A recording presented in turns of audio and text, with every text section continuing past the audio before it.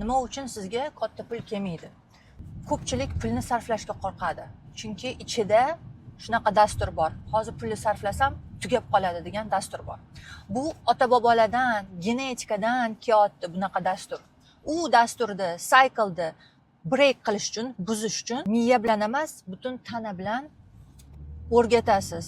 Pulni dvijeniyasi, harakati bu xavfsiz degan narsani tanaga o'rgatish kerak. Uchun nima qilasiz? Siz yaxshi ko'rgan, sevgan joylarga borasiz. Bir narsaga ishlatmoqchi bo'lsangiz, u yerga borib bemalol ishlatasiz va tanangizga ko'rsatasiz. Mana ko'rdingmi? Bu xavfsiz. Ko'rdingmi? Pulimiz tugab qolmadi. Yana katta pul keladi degan programmalarni, e'tiqodlarni o'zingizga, tanangizga, asab tizimingizga kiritaverganingizdan keyin asab tizimi, butun tanangiz xavfsizligini his qilgandan keyin sizni miyangiz katta bold, kuchli qarorlarni qilishni boshlaydi. Qo'rqib, qaltirab, voy hozir ishlatsam tugab qoladi degan holatdan emas, kuchli ishonch bilan, o'ziga ishonch bilan qarorlarni qabul qilishni boshlagandan keyin katta pullar keladi. Chunki pul esingizdan chiqarmang, bu suv.